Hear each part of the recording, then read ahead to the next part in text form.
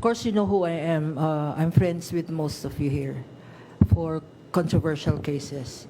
I think in my 48 years as lawyer, this probably is what we call payback time. And this is where I think very serious legal issues are concerned because they constitute articles of impeachment against a very high official. And that is why I've committed my time and my law firm's time to assisting the public prosecutors here in their very worthwhile cause, which is the issue of public accountability. This has been a crusade since last year when we also volunteered to help give legal advice to the impeachment team last year. So this is a continuation of our crusade. Let me just say here that this is not about us.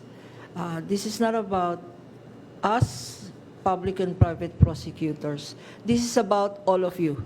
This is about the country. This is about public officials being called to task on their accountability to the Constitution and ultimately to the people.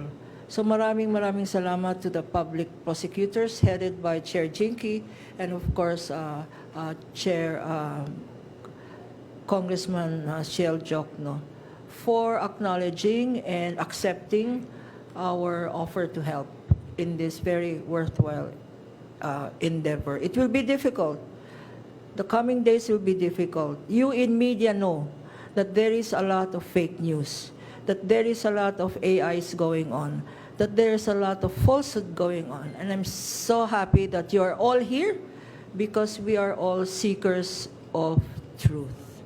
There will be those who will distort the truth, especially those who have pledged alliance to the Vice President.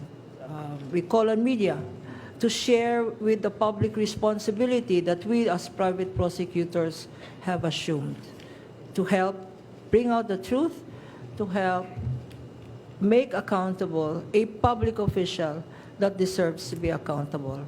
With that, I'd like also my seatmate here, my companion since last year, Attorney Saligal.